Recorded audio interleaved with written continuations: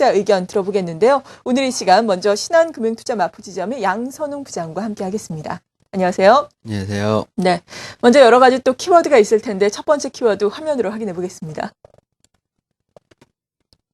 네, 역시나 미국의 블랙 프라이데이를 준비를 하셨습니다. 오늘이 바로 미국의 블랙 프라이데이고요. 그리고 다음 주 월요일은 사이버 먼데이입니다. 연말 크리스마스까지 이어지는 미국의 소비 시즌이 본격적으로 시작이 됐는데 일단 긍정적인 기대감이 좀 형성이 되고 있죠.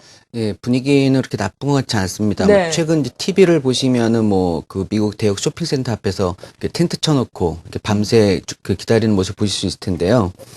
어제 이제 추수감사절을 시작으로 오늘 이제 블랙 프라이데이고요. 또 다음 주 월요일 날 요번에 이제 못 산 사람들을 위해서 온라인으로 할인 행사를 해주는 소위 말하는 사이버 먼데이 할인 행사까지 연말까지 쭉 이어지고 있는 최대 소비 시즌이 이제 시작되었습니다.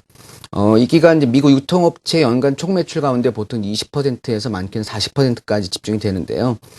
최근에 좀 기대가 좀 모아지는 상황입니다.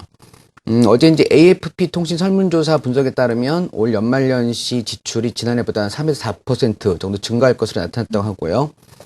블랙 프라이데이의 이제 온라인 쇼핑 규모 역시 작년보다 17% 증가가 된다고 합니다. 네. 그래서 이런 수치는 이제 미국 경제에 대해서 이제 미국 소비자들이 좀 자신감을 좀 가지고 있는 것으로 보여지는데요. 10년 8개월 만에 가장 높은 수치고요. 주택 가격 상승이라든지 최근에 휘발유 가격 하락, 그다음에 고용 지표 개선 등으로 이제 가계의 재무 상황이 개선되는 것으로 보여집니다. 또 이제 구매 계획 물품을 조사해 보니까요. 전자제품이 57.5%로 1위를 차지했습니다. 그대로 이제 장난감이나 의류 등으로 나타났다고 하는데요. 최근 강세를 보이고 있는 IT 섹터 주식들의 강세 이유를 설명해 주는 것이 아닐까 합니다. 따라서 이제 적어도 올 연말까지는 최근 강세를 보이고 있는 IT 주식에 대한 지속적인 관심이 좀 필요해 보입니다. 네, 특히나 우리나라에서도 온라인 쇼핑이 많이 증가를 하면서 또 미국 쇼핑몰을 통해서 이 사이버 먼데이 온라인 쇼핑을 계획하시는 분들도 많더라고요. 이에 따라서 사이버 먼데이 역시 블랙 프라이데이 못지않은 관심을 끌고 있는데요. 어떻게 결과가 나오는지는 저희가 또 계속해서 분석을 해드리겠습니다. 두 번째 키워드 이어서 알아봅니다.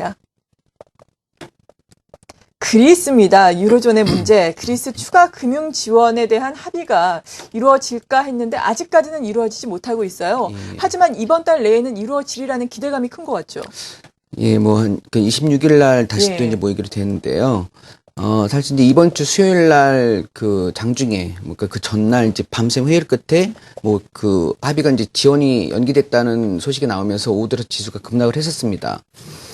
그리스 걱정은 이제 전 세계에서 사실 우리나라만 하는 것 같은데요. 네. 정작 그리스 지수는 이제 5일 연속 계속 급등세를 기록 중이고요. 독일을 포함해서 아시다시피 영국이라든지 프랑스, 스페인 등 대부분의 유럽 증시는 이번 주 내내 상승세를 기록하고 있습니다. 또 그리스 국채금리도 16.5%로 하향 안정세를 보이고 있고요. 아시다시피 이제 이번 주에 그리스 지원 결정이 지연된 것은 세부적으로 수치를 검토하는데 시간이 좀 필요했던 건 상황이었고, 또 독일의 메르켈 총리 역시 그리스의 부채 감축을 위해서 유럽 재정안정기금에 증액을 한다든지 이자율을 삭감한다든지 해서 가능한 모든 조치를 하겠다고 또 밝힌 상황이거든요. 그래서 다음 주 우리 시각으로 이제 화요일 지원 합의 가능성을 어느 때부터 다시 높이고 있는 상황인데요. 지난번에도 말씀드렸다시피 이제 독일 역시 이제는 좀 반감만 하고 있을 수는 없을 것 같습니다. 최근에 프랑스가 시중동이 강등됐고 네. 독일 역시 경기 상황이 좀 나빠지고 있는 상황이어서 이제는 그리스 문제 해결에 대해서 결단을 좀 내려야 한다는데 공감이 좀 모아진 상황이고요.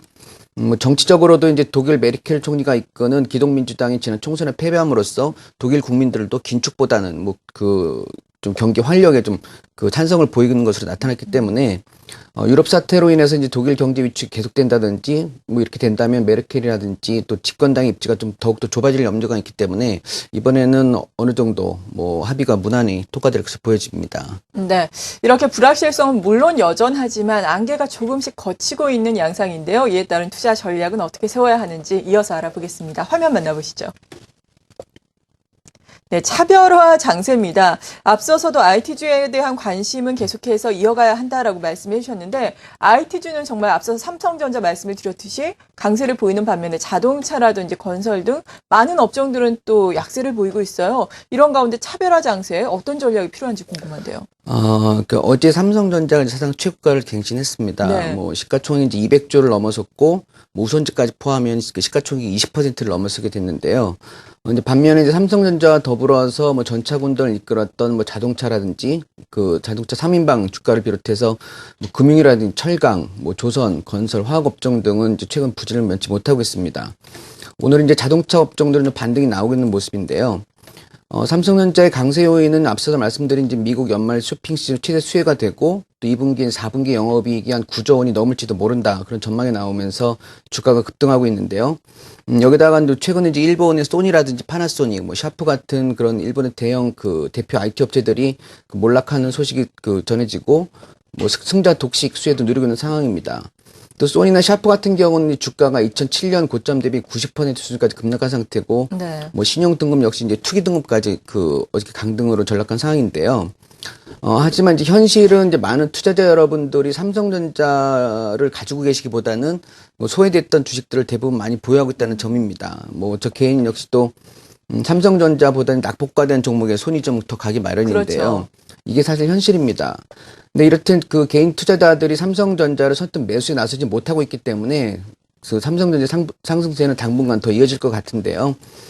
이런 이제 극심한 차별 현상은 아직까지 또 아시다시피 기업들의 실적 개선이나 뭐 전망이 좀 불투명하기 때문에 확실한 종목, 뭐 유동성은 한정돼 있고 그렇다 보니까 확실한 종목에만 그 집중되다 보니까 이런 현상이 나타나고 있는데요.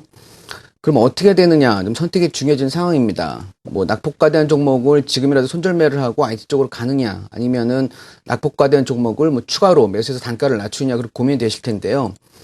결론 말씀드리면은 뭐 금융이나 철강, 뭐 조선, 뭐 건설, 화학, 뭐 자동차 등 현재 소외된 업종들이 상대적 차별은 조금 더 이어질 수도 있어 보입니다. 네. 하지만 그 절대 가격이 상당히 낮은 수준이기 때문에 지금 매도하는 건 좀 아니라고 보여지고요.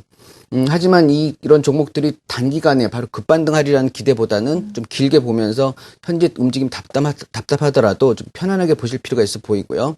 다만 현금이 좀 추가로 있거나 뭐 매일매일 매매를 하신 투자자라면 현재 확실한 이익 모멘텀이 있는 IT 섹터에 관심을 가지시고 그 단기 매매를 하시는 게 좋아 보입니다. 뭐 삼성전자 가격이 좀 부담이 되신다면 대안으로 삼성전기나 삼성 SDI라든지 최근에 턴어라운드 관심을 받고 있는 뭐 LG전자라든지 LG디스플레이, LG이노텍과 같은 LG그룹 IT 관련주, 또 SK하이닉스 같은 주식 좋아 보이고요.